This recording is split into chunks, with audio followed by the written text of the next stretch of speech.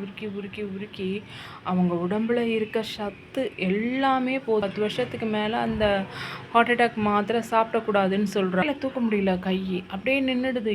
ஏன்? அந்த ஃபோன் வர்ம தெரப்பி இப்போ அதுதான் இப்போது ஃபேமஸ் ஆகிட்டுருக்கு. ஒன்றுத்துக்கும் இதுதான் வழின்னு சொன்னால் அந்த புள்ளிகளை, அதுக்கேற்ற புள்ளிகளை, அதுக்கேற்ற வர்ம பாயிண்ட்டை நம்ம ஆக்டிவேட் பண்ணோம்னாலே அந்த ரிஃப்ளெக்ஷன் உங்களுக்கு தெரியும். ஏன்னா அது எதையுமே மருந்து கிடையாது, அந்த பாயிண்ட்ஸை ஆக்டிவேட் பண்ணுறது. அது பண்ணுறப்ப உங்களுக்கு நல்ல ஒரு ரிலீவ் கிடைக்கும். வலிகளுக்கு மருந்தில்லா மருத்துவம், அதுதான் வர்ம சிகிச்சையோட பாயிண்ட்டு. அந்த பாயிண்ட்டுங்களை நீங்கள் ஆக்டிவேட் பண்ண பண்ண பண்ண ரெகுலராக அதை பண்ண பண்ண பண்ண நல்லாயிடும். நம்ம உடம்பே நல்லாயிடும். பார்த்திங்கன்னா நம்ம உடல் இந்த பஞ்சபூதங்களுக்கு அடங்கினது. இந்த பஞ்சபூதங்களோட தத்துவம் என்ன? நம்மளுக்கு முதல்லலாம் பார்த்திங்கன்னா எந்த ஹாஸ்பிட்டலோ நம்ம முன்னோர்கள் வைத்திய முறைகள் தான் வச்சுருந்தாங்க.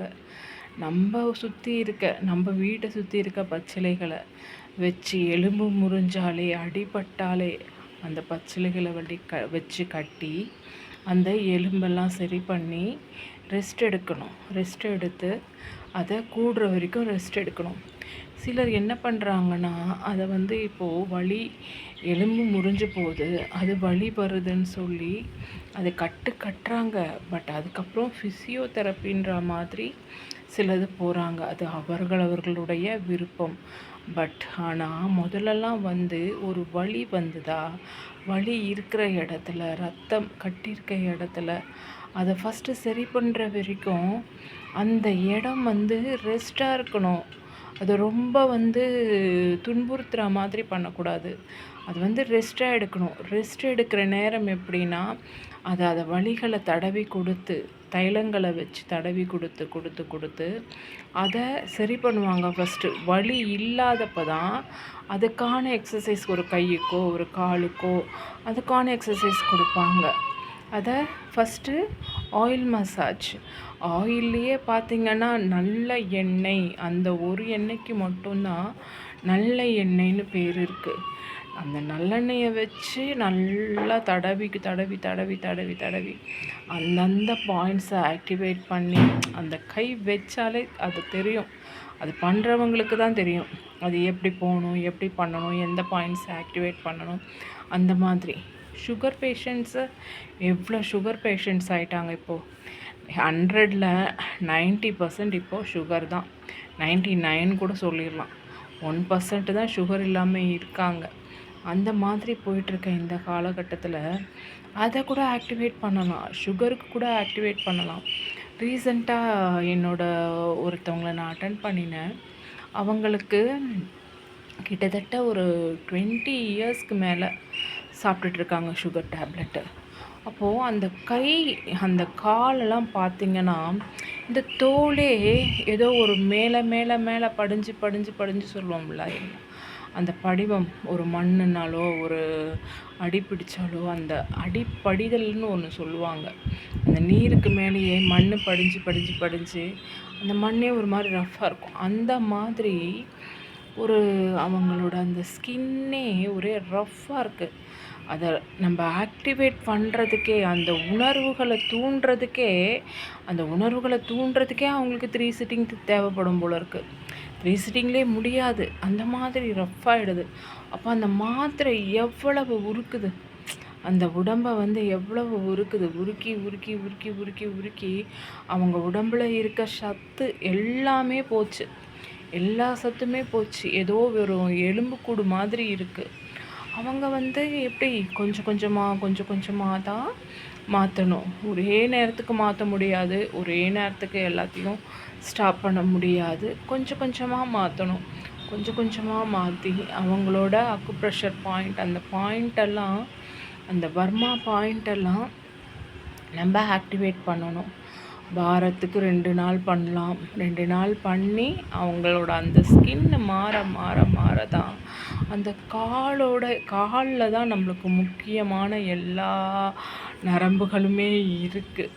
அந்த நரம்புகளை ஆக்டிவேட் பண்ணி பண்ணி பண்ணி அது தெரியும், அந்த ஃப்ளெக்சிபிள் தெரியும். அந்த ஃப்ளெக்சிபிள் வந்துச்சுன்னா தான் அது அவங்களோட உடலில் ஊடுருவி ப்ளட் ப்யூரிஃபை பண்ணணும். ப்ளட் ப்யூரிஃபைக்கே கஷாயம் மாதிரி கொடுப்போம்.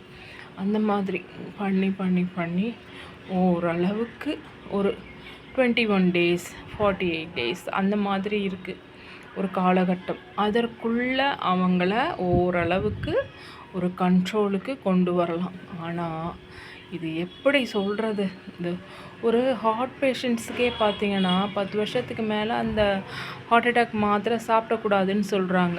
டாக்டர்ஸே தானே சொல்கிறாங்க, கிட்னி பாதிச்சிரும்னு சொல்கிறாங்க. அப்படி இருக்கிறப்போ இந்த சுகர் பேஷண்ட்ஸ்க்கு எம்ஜி மாற்றுறாங்க, அது அப்படியே இன்சுலின் ஆகுது.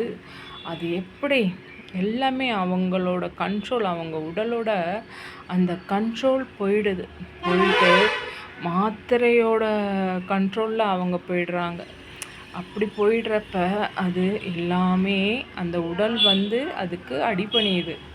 இதை ஒன்றுமே சொல்ல முடியாது. அது அவர்களுடைய மருத்துவ முறை. பட் இயற்கை மருத்துவம், மருந்தில்லா உங்களுக்கு வைத்தியம். இது உணவே மருந்து, அந்த தாத்பரியம்தான். அப்படி போனோம்னா நம்மளுக்கு எப்பயுமே நல்லது, எல்லாத்துக்குமே நல்லது. ஒரு ஸ்கின்னுக்காகட்டும், ஒரு ஹேருக்காகட்டும், நம்ம நடமாட வேணும் இல்லைங்களா, கை கால் நடமாட வேணும் இல்லைங்களா, அதுக்காகட்டும் இயற்கை மருத்துவமாக ஆயுர்வேதிக்காக போனாதான் அது நம்ம கட்டுப்பாட்டில் இருக்கும். இல்லாட்டி யார் வேணால் நம்மளை கண்ட்ரோல் பண்ணலாம். அந்த மாதிரி இந்த ஃபோனே எடுத்துக்கோங்களேன். இந்த ஃபோனே முதல்லலாம் ஜஸ்ட் ஒரு சின்ன பட்டன் மாதிரி போட்டு நம்ம பண்ணிகிட்ருந்தோம். இப்போது எதுக்கு அடிமையாகிற மாதிரி தானே இருக்குது. கம்யூனிகேஷனுக்குன்னு மட்டும் யார் வச்சுருக்கா இப்போ ஃபோனை? அதுலேயே தான் இந்த கழுத்து இந்த ஜாயிண்ட், இந்த ஷோல்டர்லாம் பார்த்திங்கன்னா சிலருக்கு அந்த கழுத்து கீழேயே அப்படியே ஒரு வளைவு மாதிரி ஒரு பல்ஜ் வந்துடுது. அந்த ஸ்கின்னே ஒரு ரஃப் ஆகிடுது. அது அப்படிக்கும் இப்படிக்குமா ஒரு பாலம் மாதிரி இருக்குது. கழுத்துக்கு மேலே கழுத்துக்கு கீழேன்னு இந்த ஷோல்டர் கிட்டக்க அப்படிலாம் இருந்தால் என்ன பண்ண முடியும்? அவ்வளோதான், கழுத்து இப்படியே ஆகிடும். கழுத்து இப்படி ஆகிட்டு அது அப்படியே இப்படி கூட திரும்ப முடியாது. சிலருக்கு இந்த கழுத்து கை இந்த ஜாயிண்ட்டு, இந்த ஷோல்டரு, இந்த ஜாயிண்ட்டு இப்படி இதுக்கு மேலே தூக்க முடியல, கை அப்படியே நின்றுடுது. ஏன்? இந்த ஃபோன் பார்த்துக்கிட்டே இப்படியே இருக்கிறதேனால. நம்ம எதுவாக இருந்தாலும் அளவோடு வச்சுக்கணும். அளவோடு இருக்கிற வரைக்கும் தான் நம்மளுக்கு அது அடிபணியும். அளவுக்கு மீறினா அமிர்தமும் நஞ்சு.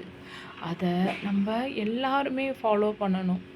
பிளாஸ்டிக்கு, இந்த கூல்ட்ரிங்க்ஸு, கவரு, எது நம்மளுக்கு நல்லது இல்லையோ அதெல்லாம் தான் நிறைய யூஸ் பண்ணுறோம். எல்லாம் ஒவ்வொருத்தருக்கும் பொறுப்பு இருக்குது. ஒவ்வொரு வீட்லேயும் இருக்குது பொறுப்பு, ஒவ்வொருத்தர்கிட்டையும் பொறுப்பு இருக்குது. அந்த குழந்தைங்க நல்லபடியாக வளர்கிறது அவங்க பேரண்ட்ஸோட பொறுப்பு. அவங்க கண்காணிக்கணும். இந்த மாதிரி எல்லாமே ஒன்றுக்குள்ளே ஒன்று அது ஒவ்வொருத்தரும் ஃபாலோ பண்ணாதான் நல்லது எது கெட்டது எதுன்னு நீங்களே தெரிஞ்சுக்கிட்டாதான். யார் இப்போ பெரியவங்க சொல்கிறத கேட்குறாங்க? முதல்லலாம் பெரியவங்களுக்கு சின்னவங்க கட்டுப்பட்டாங்க. இப்போது எல்லாம் ஹஸ்பண்ட் அண்ட் ஒய்ஃப் தான். 2 பேர் தான், 2 பேருக்கு மேலே இல்லை எந்த வீட்லேயுமே. ஏதாவது ஃபங்க்ஷன்னா முதல்லாம் எப்படி இருக்கும்? கோலாகலமாக இருக்கும் இல்லைங்களா?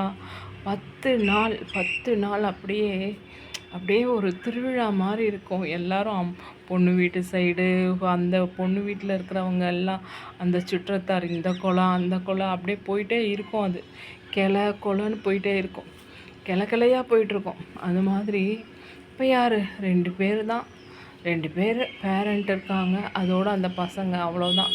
பசங்களே கல்யாணம் பண்ணி கொடுத்துட்டா அவங்க கொஞ்சம் ஒரு 2 நாள் 1 வாரத்துக்கு மேலே இருந்தாலே பொறுத்துக்க முடியல சில பேரண்ட்ஸால். இந்த மாதிரிலாம் போயின்ட்டுருக்கு. அவ்வளவு அப்படியே இடுக்கிட்டாங்க 2 பேர். நாம் இருவர் நமக்கிருவர்னு போய் நாம் இருவர் நமக்கொருவர்னு ஆகி நாம் இருவர் நாமே தான் நமக்கு குழந்தைங்கன்னு ஆயிடுச்சு போல இருக்கு. இது மாதிரிலாம் போயின்ட்டுருக்கு. அது மறுபடியும் அந்த சைக்கிள் மாறணும். இப்படி மாறி மாறி மாறி மாறி மாறி எல்லாமே மாறிடுச்சு. மறுபடியும் பழைய இதுக்கு வரணும். வந்தால் தான் அது மாறும். எல்லாம் இறை செயல். அப்படி போயின்ட்டுருக்கு. ஆனால் ஒவ்வொருத்தருக்கும் பொறுப்பு இருக்குது. எது நல்லது எது கெட்டது அப்படின்னு பார்க்கணும். எல்லாரும் அதுக்கு உட்படணும். ஒரு மாற்றத்தை கொண்டு வரணும். மாற்றம் தானாக அமையாது. நாம் தான் அதுக்கு ஸ்டெப்ஸ் எடுக்கணும்.